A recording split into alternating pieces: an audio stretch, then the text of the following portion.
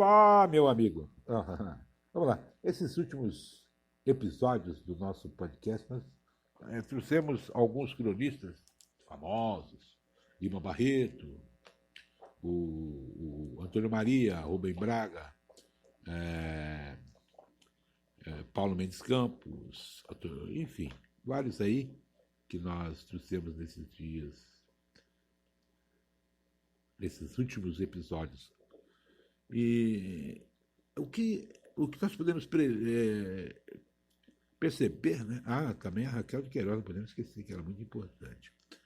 O que a gente pôde perceber é que eles falaram, desde 1920, como Lima Barreto, quando campeava por aqui uma impiedosa epidemia, fruto de vírus, que ele não nomeia, mas que era, com certeza, a gripe espanhola. É claro, 1920 foi justamente e que era problemática, né? E bem essa constatação, né, vem bem a calhar para os dias que correm. Então o que a gente pode perceber é que não é bem uma novidade isso, né, que vem acontecendo. Naquela época do Lima Barreto, além da gripezinha, em nome do qual, aliás, tentou se empurrar nos pulmões do povo uma inócua gripina, que em comum com a cloroquina teria muito mais que a rima, né? Graçava um outro flagelo, o da pirataria intelectual. Um médico modesto, nos conta o cronista em O Pai da Ideia, lembra dessa? O Pai da Ideia? Publicou um artigo receitando encher o rio de hospitais. Ninguém passou recibo da sábia recomendação do doutor. Ninguém, salvo dois médicos badalados, o doutor Cavalcante e o deputado Azevedo. Lembram? Os quais, com linguagem obesa e retumbante, se puseram a repetir o mesmo, levando o jornal carioca a lhes atribuir a autoria da ideia, com que se enterrou para sempre o nome do simplório doutor Mendonça. Oi? Uma outra crônica que nós trouxemos depois, se não fosse aquela altura um garoto de 7 anos a traquinar na rua do Cachoeiro de Itapemirim, lá em 1920, e sim o cronista incomparável que via ser Rubem Braga, haveria de, então, quem sabe, tomar a defesa do verdadeiro pai da ideia, da multiplicação hospitalar. É o que nos autoriza a pensar a crônica O Médico. Lembram dessa?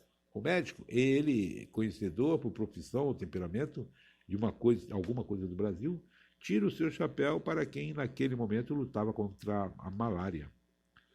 Eram os sanitaristas e também um pessoal humilde, igualmente engajado na batalha.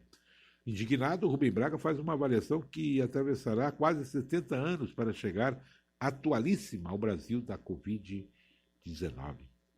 Dizia ele lá, só um débil mental não estará profundamente pessimista diante dos espetáculos diários de desonestidade, de tolice, de mentira e vaidade de nosso alto mundo político e social. Oi, vocês ouviram aqui.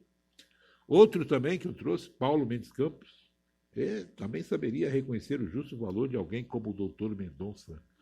É o que nos permite entender a leitura da crônica Gente Boa e Gente Inútil, na qual ele homenageia, entre os primeiros cientistas abnegados, algum conhecido seu lá de Belo Horizonte, que, recém-formado em anatomia patológica, desistiu do futuro, largou tudo, enfurnando-se para sempre no fim de mundo lá nos Estados Unidos, um claustro leigo, né, da ciência, no qual, generoso e abnegado, optou por ser anônimo e pobre.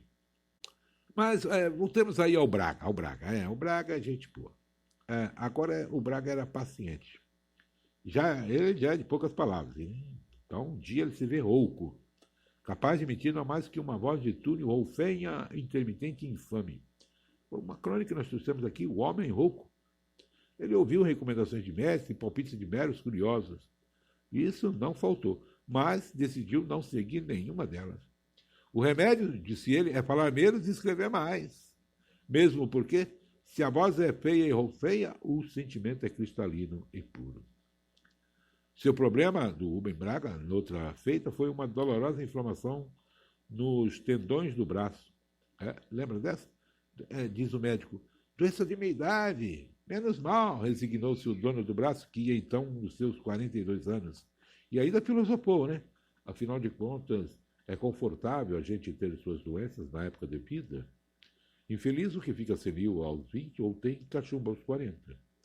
E também paciência, né? Se a inflamação lhe provoca, em sentido literal, uma dor do cotovelo, qual é o remédio?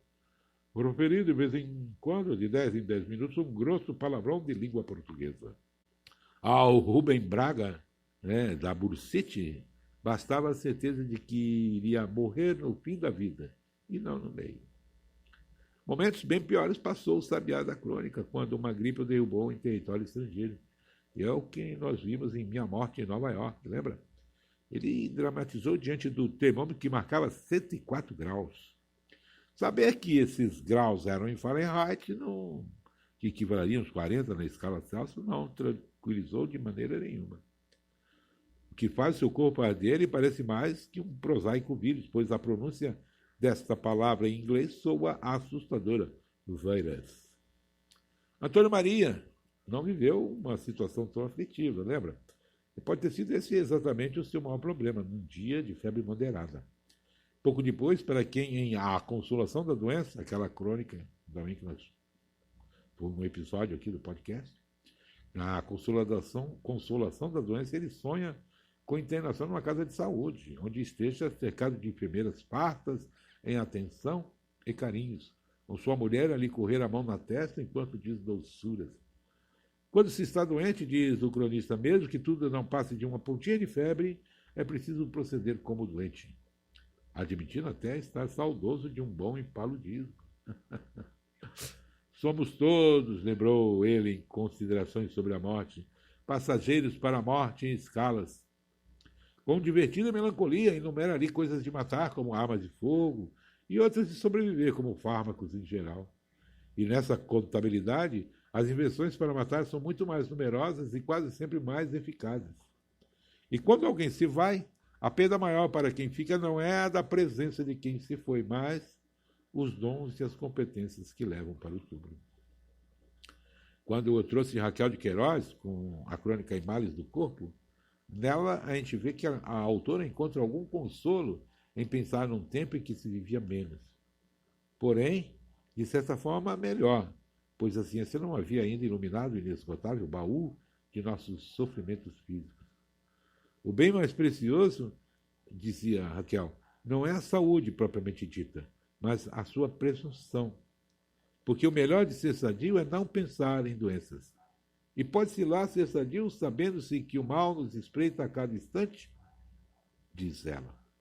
De todos os cronistas que aqui passaram, e desses últimos, né, cronistas BR, que a playlist é Crônicas BR, Otto Lara Rezende talvez tenha sido aquele que mais frequentemente sucumbiu à gripe.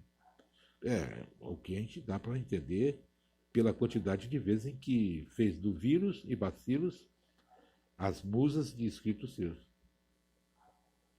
Numa delas, recentemente lida aqui, foi a versão atual da peste. Admitiu Otto Lara que, derreado, sentia-se incapaz de conviver com o semelhante, nem mesmo de papear por telefone. Diz ele, não ligo para ninguém. Uma delícia aí de um duplo sentido. Não ligo para ninguém. Não ligo por telefone ou não ligo. Otto Lara Rezende. Em outra crônica dele, Bula do Egoísmo Gripal, ele desempoera uma frase do sanitarista Miguel Pereira, lá em 1916. Miguel Pereira diz, o Brasil é um vasto hospital. Bem a propósito, sem dúvida.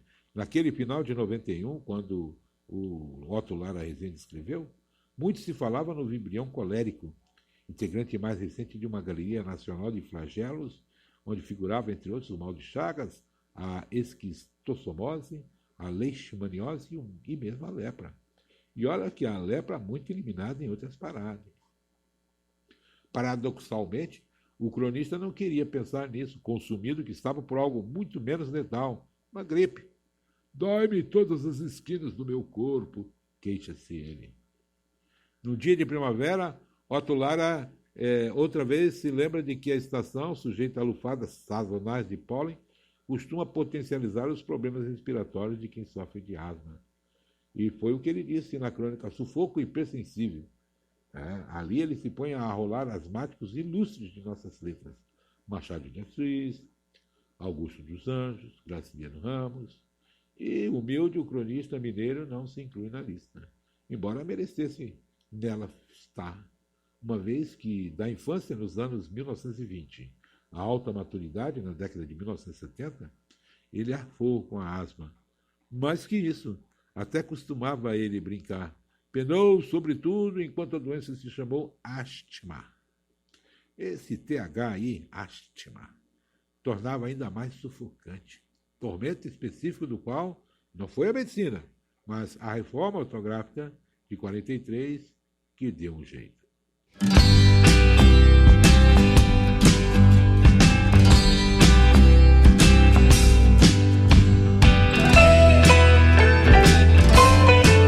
Essa crônica aí, ela é recente, tá? De abril de 2021.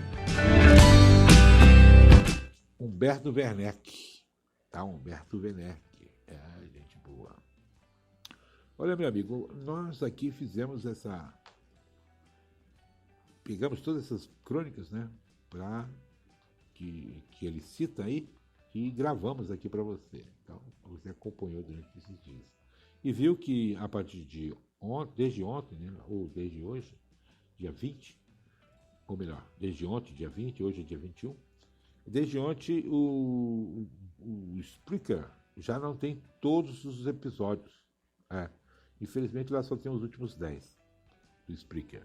Mas você ainda continua ouvindo todos os episódios de todos os nossos podcasts, não só o Crônicas do Dias, mas também o Epístolas ao Horácio Castanhola e o Ponderando, que é de poesias, nos outros tocadores, agregadores, no Google Podcast, por exemplo, você tem todos, no Spotify também tem tudo, e no Deezer, e em outros também. E especialmente aqui no YouTube. No YouTube você, eu estou criando playlist, então você tem playlist, como eu falei, Crônicas BR. Crônicas BR são todos os cronistas que não são ou Crônicas do meu pai, e nem do Enéas Atanásio. Tá? A Crônicas do Noronha está na playlist Ponderando. Na Crônica do Dias, Ponderando é de poesias. Eu tenho uma playlist Epístolas a Horácio Castanhola, tem a playlist chamada Ponderando e tem a playlist Crônica do Dias. E tem outra playlist, Enéas Atanásio, que são todos os contos e crônicas do Enéas, e a playlist Crônicas BR, que são outros cronistas, como esses que foram falados aqui. Otto Lado Regente, Paulo Mendes Campos, Rubem Braga, Antônio Maria, Raquel de Queiroz, Lima Barreto, também tem a do Monteiro Lobato, enfim, vários outros que estão no Crônica BR, para facilitar a sua vida aí. Né? Então, se você perdeu algum episódio lá no Spreaker, não se preocupe não, você vai ter como ouvir todos, ou no YouTube, ou no Google Podcast, Spotify ou Deezer, tá? E não se esqueça de sempre assinar aí o canal, se você ainda não é assinante, assine, inscreva-se, assinar ali o sininho, que daí você recebe a informação assim que é publicado um novo episódio, e dá o seu like, né, que é para ajudar a gente. Sabendo, hein? Dá um like aí pra gente, tá bom? Olha, hoje dia 21 de maio de 2021, olha só, Virgílio, é sexta-feira, hein? Vê se não dorme no ponto, meu amigo. Aqui é Neudo Júnior, esse é o Crônica do Dias. Valeu, muito obrigado, e a gente volta na próxima, ou segunda-feira.